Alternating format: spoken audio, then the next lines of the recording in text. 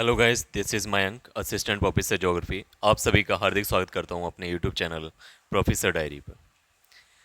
जैसा कि आप सभी को पता चल ही गया होगा कि यूपी ट्रिपल एस सी ने पैट सन 2023 का नया नोटिफिकेशन जारी कर दिया है।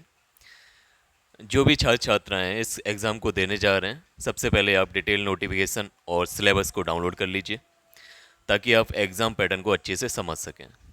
सिलेबस मैंने डाउनलोड करके रखा है, मैं डिस्क्रिप्शन बॉक्स में इस सिलेबस को डाल दूंगा और यही सिलेबस आपका मेरे जो टेलीग्राम चैनल है उस पर भी उपलब्ध रहेगा। अगर सिलेबस की बात करूं तो कुछ इस तरीके का सिलेबस है आपका।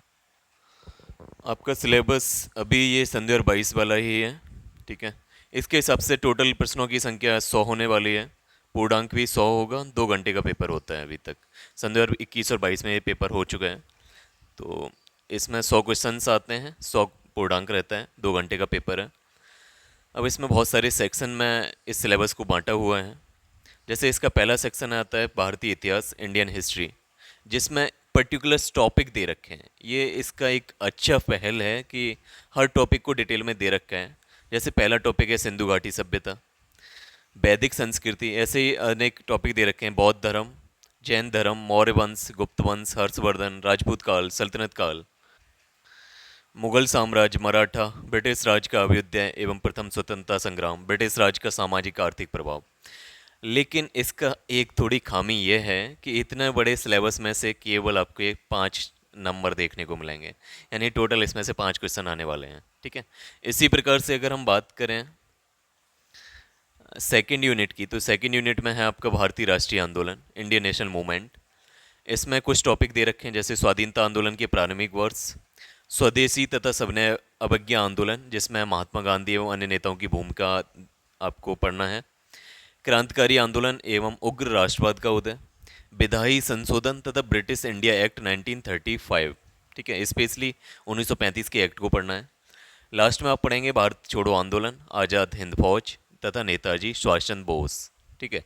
इसमें से भी आपको 5 नंबर देखने को मिलेंगे, ठीक है। तो अगर प्रायोरिटी की अगर मैं डिसाइड करूं तो पहले आप इधर रखिएगा, अगर इससे कंपेयर करेंगे पिछले वाले से तो सेकंड पे से रखिएगा, ठीक है। क्योंकि भारतीय राष्ट्रीय आंदोलन का थोड़ा सा सिलेबस कम है as compare to Indian history, जो मेडिएवल और एंशियंट हिस्ट्री है, ठीक है। यूनिट थर्ड की अगर हम बात करें तो उसमें भूगोल आता है, यानी फर्स्ट एंड सेकंड यूनिट में हमने हिस्ट्री पढ़ा। यूनिट थर्ड में जो ज्योग्राफी आने वाला है, अगर ज्योग्राफी की बात करें तो इसमें आप पढ़ेंगे भारत एवं विश्व का भौतिक भूगोल। भारत एवं विश्व का भौतिक भूगोल के अंडर आप पढ़ेंगे नदियाँ, स्पेशली आप नदियों के बारे में पढ़ेंगे तथा नदियों की घाटी, ठीक है। भूजल संशोधन के बारे में आप पढ़ेंगे, पर्वत, पहाड़ियाँ तथा हेमनद के बारे में आपको पढ़ना है, मरुस्थल और शुष्क क्षेत्र, वन, खनिज संसाधन, विशेषकर भारत के परिप्रेक्ष्य में, ठीक है। मेनली आपका आयरन, कोयला, जो आपका तांबा है, मैंगनीज है, इन सब के बारे में आप स्टडी करेंगे। इसी प्रकार से सेकंड इसका टॉपिक है भारत एवं विश्व का राजनीतिक भूगोल, जलवायु तथा मौसम, टाइम जोन, जनसांख्यिकी, परिवर्तन तथा प्रवास। इस सब में से यानी ज्योग्राफी में से भी आपको 5 क्वेश्चन देखने को मिलेंगे, ठीक है, 5 नंबर के। चौथा यूनिट रहेगा आपका इंडियन इकोनॉमी, भारतीय अर्थव्यवस्था। भारतीय अर्थव्यवस्था 1947 से लेकर 1991 तक, जिसमें आप पढ़ेंगे योजना आयोग, पंचवर्षीय योजनाएं, पंचवर्षीय योजनाओं के उद्देश्य क्या थे और उनका टारगेट क्या था, टारगेट कितना अचीव हुआ, ये सारी चीज़ें पढ़ेंगे। मिश्रित अर्थव्यवस्था का विकास निजी एवं सार्वजनिक क्षेत्र में, ठीक है। हरित क्रांति, दुग्ध विकास एवं ऑपरेशन फ्लड, बैंकों का राष्ट्रीयकरण एवं सुधार, ठीक है। वर्ष 1991 में आर्थिक सुधार तथा उसके बाद की अर्थव्यवस्था, वर्ष सन 2014 के पश्चात के आर्थिक सुधार, जिसमें आप कृषि सुधार, ढांचागत सुधार, श्रम सुधार, आर्थिक सुधार तथा इसमें जीएसटी भी आप करेंगे। तो ये भी आपका 5 नंबर का आएगा। नेक्स्ट यूनिट है आपकी भारतीय संविधान एवं लोक प्रशासन, जिसे Indian constitution and public administration बोलते हैं इंग्लिश में। भारतीय संविधान में आप भारतीय संविधान की मुख्य विशेषताएं पढ़ने जा रहे हैं। राज्य के नीति निर्देशक तत्व सिद्धांत पढ़ेंगे, DYSP, sorry DPSP, not DYSP। मौलिक अधिकार एवं कर्तव्य पढ़ेंगे आप। संसदीय प्रणाली पढ़ेंगे, संघीय प्रणाली, संघ एवं केंद्र शासित प्रदेश, केंद्र राज्य संबंध, न्यायिक ढांचा, सर्वोच्च न्यायालय तथा उच्च न्यायालय, ठीक है। नेक्स्ट अगर इसी का टॉपिक है जिला प्रशासन, स्थानीय निकाय तथा पंचायती राज व्यवस्थाएं या संस्थाएं। ठीक है, ये भी आपके 5 क्वेश्चंस आएंगे इसमें से। यूनिट 6 की बात करें तो इसमें आएगा आपका सामान्य विज्ञान, जिसमें आप भौतिक विज्ञान पढ़ेंगे, रसायन विज्ञान पढ़ेंगे तथा जीव विज्ञान पढ़ेंगे। तो आपको मेनली फोकस करना है जीव विज्ञान पर, उसके बाद आप भौतिक विज्ञान या रसायन विज्ञान पे फोकस करेंगे। सेम 5 क्वेश्चंस के लिए। यूनिट 7 की बात करें तो इसमें अंकगणित आने वाला है, वो भी एलिमेंट्री स्टेज का होगा, जिसमें आप पूर्ण संख्याएं, होल नंबर्स, भिन्न, दशमलव, प्रतिशतता, साधारण अंकगणितीय समीकरण, वर्ग एवं वर्गमूल, घातांक एवं घात, औसत, इन सभी से आपको 5 क्वेश्चंस देखने को मिलेंगे।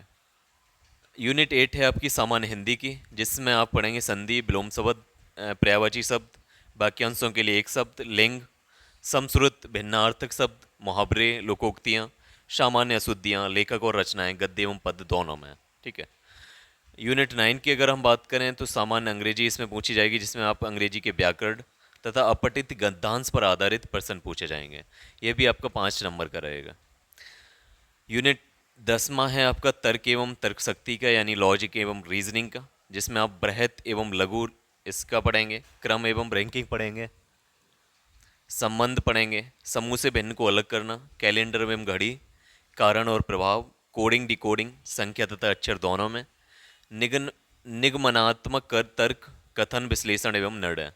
तो ये भी आप 5 नंबर का आने वाला है, ये सारी चीज़ें। सेम वे में अगर हम बात करें तो समसामयिकी यानी करंट अफेयर, भारतीय लेवल पर इंडियन और ग्लोबल लेवल पे दोनों पे आपके ये 10 नंबर की आएगी। तो ये आपको नोटिस करना है कि यहाँ से 10-10 नंबर के क्वेश्चन से स्टार्ट होते हैं, जिसमें करंट अफेयर 10 नंबर का आने वाला है। सामान्य जागरूकता, जनरल अवेयरनेस, ये भी 10 नंबर की आने वाली है, जिसमें आपके भारत के पड़ोसी देश, देश राजधानी एवं मुद्राएं पढ़ेंगे, भारत के राज्य तथा केंद्र शासित प्रदेश, भारतीय संसद, राज्यसभा, लोकसभा, विधानसभा, विधान परिषद, जो आप पिछली यूनिट में भी कवर कर चुके होंगे, राष्ट्रीय एवं अंतर्राष्ट्रीय दिवस, विश्व संगठन एवं उनके मुख्यालय, भारतीय पर्यटन स्थल, भारतीय कला एवं संस्कृति, भारत एवं विश्व के खेल, भारतीय अनुसंधान संगठन, प्रसिद्ध पुस्तकें और उनके लेखक, पुरस्कार एवं विजेता। यहाँ से आपको 10 नंबर का क्वेश्चन देखने को मिलेंगे। ठीक है।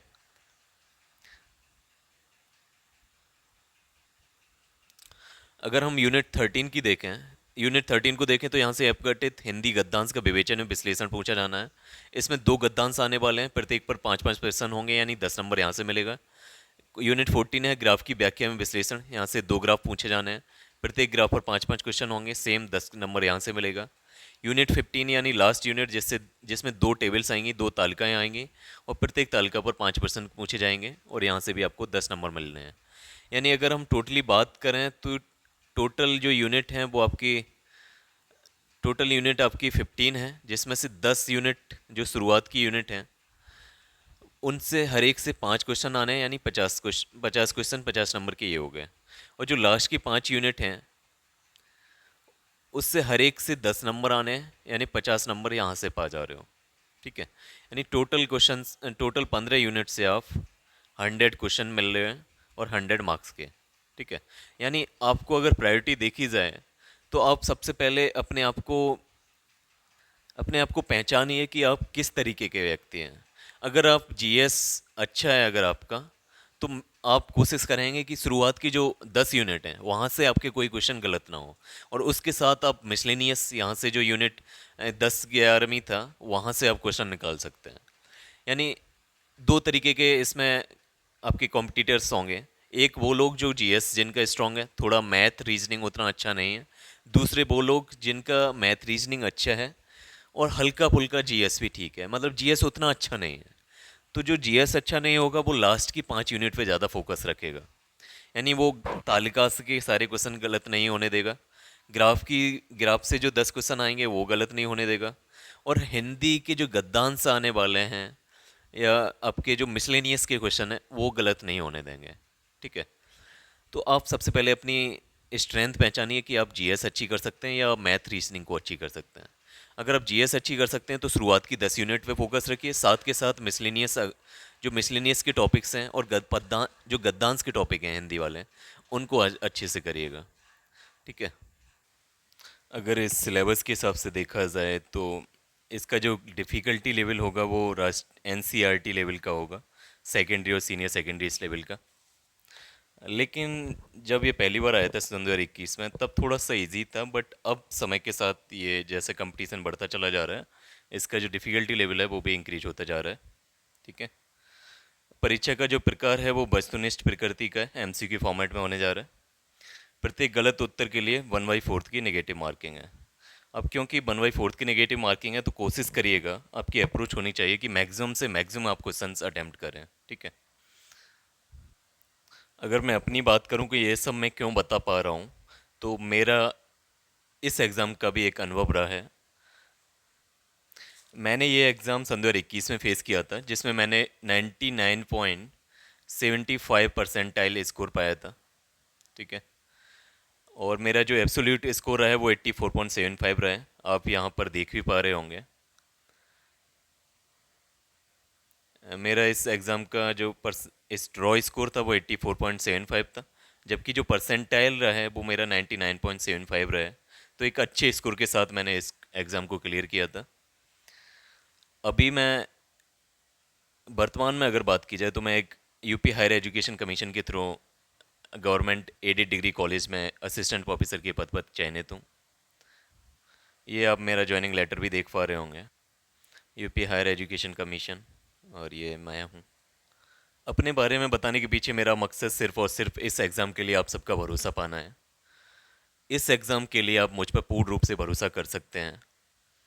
यदि इस एग्ज़ाम की सिंपल और शॉर्ट स्ट्रेटजी बताने की कोशिश करूं, डिटेल्ड स्ट्रेटजी मैं अगले वीडियो में डिस्कस करूंगा, लेकिन अगर मैं शॉर्ट और सिंपल स्ट्रेटजी इस वीडियो में बताऊं, तो सबसे पहले आपको जो सिलेबस है, जो यहाँ पर मैं सिलेबस डिस्कस किया, ये मैं अपने डिस्क्रिप्शन बॉक्स में डाल दूंगा और मेरे टेलीग्राम चैनल पे भी मिलेगा।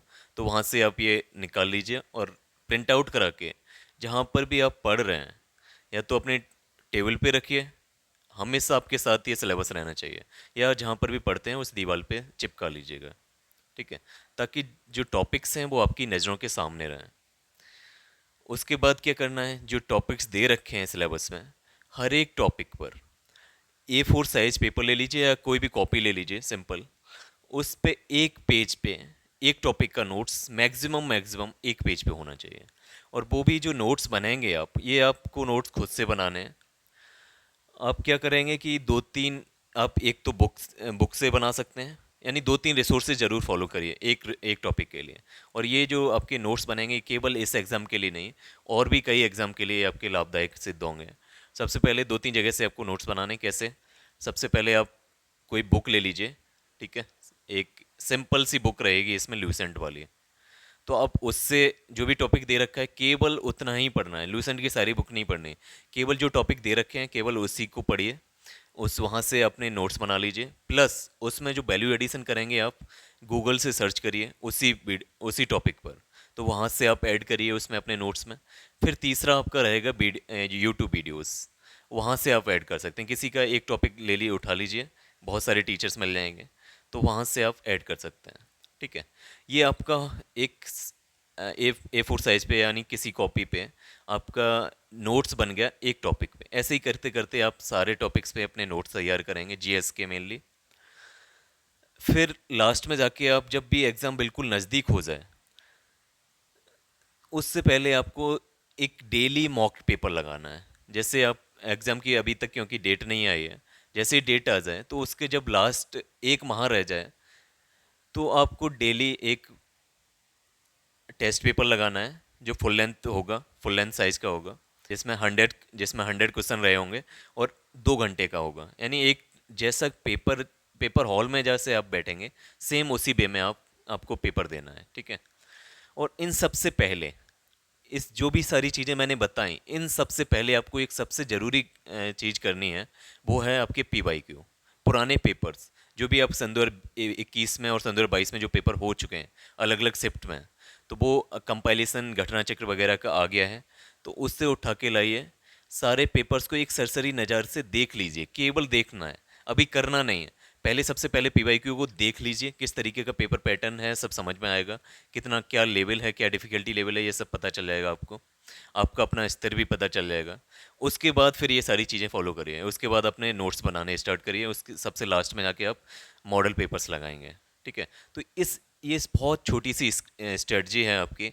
अगर आप इसको फॉलो कर ले रहे हैं ईमानदारी से, तो मैं यकीन दिला सकता हूँ कि आपके इस पेपर में चाहे कितना भी डिफ़िकल्टी लेवल हो जाए, लेकिन आप औरों की अपेक्षा आपका जो परसेंटाइल स्कोर रहेगा मैक्स मिनिमम आपका 85 के करीब रहेगा, अगर आप इस सब चीज़ों को ईमानदारी से फॉलो कर ले रहे हैं। जल्दी हम डिटेल्ड स्ट्रेटजी और कंप्लीट बुक लिस्ट का वीडियो लेके आएंगे इसी चैनल पे, जिससे आप बिना भटकाव के फोकस रह के इस एग्ज़ाम की तैयारी कर सकें। और अंत में मैं ये कहना चाहूँगा कि यदि आप लोगों ने चैनल को सपोर्ट किया और मुझ पर भरोसा दिखाया, तो मैं वादा करता हूँ कि पूर्णतः निःशुल्क रूप से सिलेबस के प्रत्येक पॉइंट्स पे मैं खुद नोट्स बना के आपको उपलब्ध कराऊंगा। वो नोट्स मेरे मेरे टेलीग्राम चैनल पे रहेंगे। अगर आप सबसे पहले उसके लिए ज़रूरत है कि आप चैनल को सब्सक्राइब करें, ठीक है, और अधिक से अधिक लोगों तक ये वीडियो पहुंचाएं, ताकि वो भी लोग आके कुछ ना कुछ फ़ायदा उठा सकें। और मेरे को जितना समय मिल पाएगा मैं उसी हिसाब से कोशिश करूँगा कि सारे सिलेबस को मैं यूट्यूब वीडियोस की मदद से कंप्लीट करा सकूँ। जिस हो सकता है इसमें मैं किसी और टीचर की भी मदद लूँ, लेकिन अगर आपने सपोर्ट दिखाया तो मैं इस यूपी पैट का जो पेपर है इसका कंप्लीट सिलेबस एक एक पॉइंट मैं खुद नोट्स दूंगा और सभी पे वीडियो बना के दूंगा। ये मैं वादा कर रहा हूँ आपसे, ठीक है। इसके लिए आपको केवल 3 काम करने हैं। पहला काम यही है कि आप चैनल को अधिक से अधिक सब्सक्राइब करवाएं। दूसरा, इस वीडियो को अधिक से अधिक प्रतियोगी छात्रों तक पहुंचाएं, ताकि वो भी इसका लाभ ले सकें। तीसरा ये रहेगा कि जो टेलीग्राम चैनल है मेरा, उसको आप फॉलो करिए, उसको ज्वाइन कर लीजिए। टेलीग्राम चैनल की लिंक डिस्क्रिप्शन बॉक्स में दे रखी है। सारा जो भी मटेरियल रहेगा, जो भी पीडीएफ्स रहेंगी, यूट्यूब वीडियो की लिंक्स रहेंगी, वो सारी इसी चैनल पे आपको अवेलेबल हो जाएंगे। तो ये रहा मेरा सारा डिटेल प्लान है। इसके बाद जो स्ट्रेटजी रहेगी वो अगले वीडियो में रहेगी, उसमें सारी कंप्लीट बुक लिस्ट बताऊंगा। मेनली आपको बहुत ही अगर सिंपल वे में अभी मैं बुक लिस्ट बता के जाऊं, तो आपको केवल लूसेंट पढ़ना है।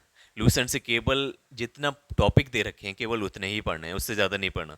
दूसरा, आपका लूसेंट का एमसीक्यू जो बुक आती है ऑब्जेक्टिव वाली, उसको आप उठा के लाइए, उसको रट दीजिए, ठीक है। वहाँ से आपका हिस्ट्री वगैरह सब क्लियर हो जाना है।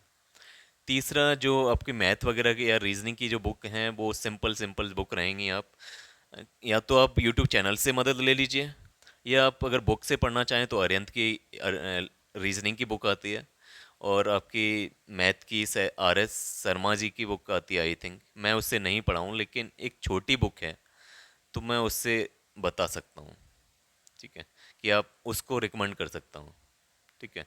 तो मेरा मतलब तो यही रहेगा कि आप ज़्यादा से ज़्यादा यूट्यूब से ज़्यादा मदद लें वहाँ से, क्योंकि टॉपिक आपको दे रखे हैं, सब कुछ आपको पता है। बस टॉपिक डालिए अपना यूट्यूब पे और वहाँ से अपने नोट्स तैयार करिए। जय हिंद।